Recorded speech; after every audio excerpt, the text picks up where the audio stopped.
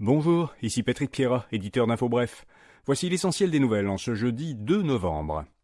Selon un sondage léger réalisé pour Québecor, si les élections avaient lieu en ce moment, la CAQ ne récolterait que 30% des voix, soit 11% de moins qu'aux dernières élections, et elle serait talonnée par le Parti québécois qui obtiendrait 26%.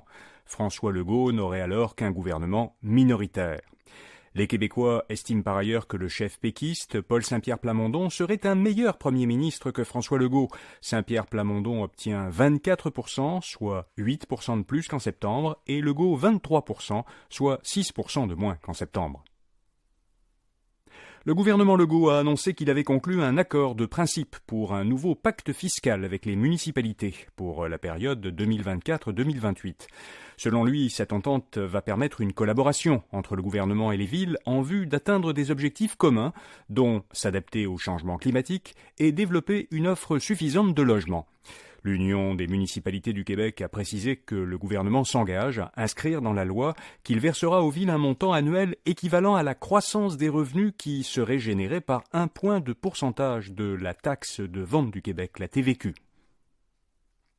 Québec maintient sa cible d'immigration pour les 2 prochaines années. Elle restera à son niveau actuel de 50 000 immigrants permanents par an, au lieu d'être haussée à 60 000, comme on en avait parlé récemment.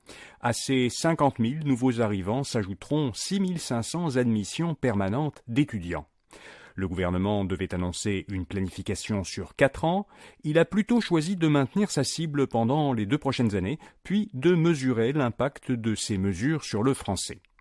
De son côté, le gouvernement fédéral conservera en 2026 sa cible de 2025, qui est de 500 000 immigrants permanents, au lieu de continuer à augmenter le nombre d'immigrants qu'il veut recevoir. Le gouvernement fédéral prévoit d'en accueillir 485 000 l'an prochain.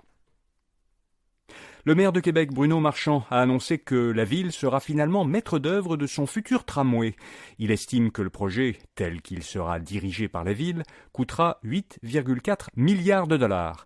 Le gouvernement fédéral s'y est déjà engagé pour 3 milliards de dollars. Il s'est engagé à investir ce montant. Bruno Marchand demande maintenant au gouvernement Legault d'embarquer rapidement dans le projet, c'est-à-dire de s'engager à investir lui aussi. Marchand dit qu'il a mis fin au processus d'appel de proposition pour trouver un maître d'œuvre externe. Il précise que la facture du tramway, telle que le projet se présentait, aurait atteint jusqu'à 13 milliards de dollars et que le dernier soumissionnaire s'est retiré du processus. Au Proche-Orient, plus de 300 ressortissants étrangers et environ 80 Palestiniens gravement blessés ont pu quitter la bande de Gaza et être transportés vers l'Égypte. C'est la première fois depuis le début de la guerre que des civils peuvent ainsi sortir de la bande de Gaza. Ces évacuations ont été négociées avec le Hamas par l'Égypte, les États-Unis, le Qatar et Israël. Aucun Canadien ne se trouvait parmi les personnes qui ont quitté la bande de Gaza hier. La ministre des Affaires étrangères, Mélanie Joly, a indiqué que d'autres ressortissants étrangers pourraient être autorisés aujourd'hui à sortir du territoire palestinien. Selon un rapport de l'Institut de la statistique du Québec, l'ISQ, le taux de propriété chez les ménages québécois a baissé.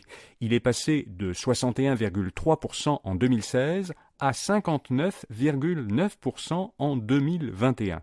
La baisse n'a pas l'air énorme, mais c'est la première fois que l'ISQ enregistre une baisse depuis que des données comparables sont disponibles pour le Québec, soit depuis 1971. L'Institut souligne que la diminution de la proportion de ménages propriétaires coïncide avec l'augmentation du nombre de ménages composés d'une seule personne. Or, plus de 75% des couples sont propriétaires de leur logement, alors que seulement 40% des personnes qui vivent seules sont propriétaires de leur logement. L'entreprise suédoise Northvolt a acheté un terrain de plus de 18 millions de pieds carrés dans les villes de Saint-Basile-le-Grand et McMasterville en Montérégie. Northvolt compte y produire, à compter de 2026, des composantes de batteries pour véhicules électriques. Cet immense terrain était inexploité depuis 25 ans. C'était auparavant le site d'une usine d'explosifs. Selon la presse, Northvolt a déboursé 240 millions de dollars pour ce terrain. La Réserve fédérale américaine a décidé hier de ne pas augmenter son principal taux directeur. Elle le maintient donc dans une fourchette de 5,25% à 5,50%. La Fed explique qu'elle préfère attendre de connaître davantage tous les effets économiques de ces dernières hausses de taux avant d'envisager d'autres changements. Le comité directeur de la Fed s'est cependant dit prêt à augmenter de nouveau les taux si l'inflation annuelle ne redescendait pas au taux cible de 2% que s'est fixé la Banque centrale américaine. En Europe, l'organisme de réglementation responsable de la protection des données interdit à Meta de continuer à utiliser les données tirées du comportement en ligne des utilisateurs de Facebook et d'Instagram. Meta collecte ces données pour leur présenter des publicités qui ciblent leur champ d'intérêt, en déduisant ces champs d'intérêt à partir de leur comportement en ligne. L'interdiction, qui doit entrer en vigueur d'ici 2 semaines, pourrait constituer un obstacle majeur au modèle d'affaires de Meta, parce que ce modèle d'affaires repose principalement sur la vente de publicités ciblées selon le profil de chaque utilisateur. Enfin, une coalition de pays s'engage à prévenir les risques liés à l'intelligence artificielle. L'Union européenne et une trentaine de pays, dont le Canada, la Chine et les États-Unis, ont signé à Bletchley, au Royaume-Uni, une déclaration qui prévoit des efforts de collaboration internationale pour identifier et prévenir les risques liés au développement rapide de l'intelligence artificielle. Les pays signataires ont convenu de se réunir à nouveau, en Corée du Sud dans 6 mois et en France dans 1 an, pour continuer à discuter de cet enjeu. Voilà, vous savez l'essentiel. Bonne journée et à demain matin.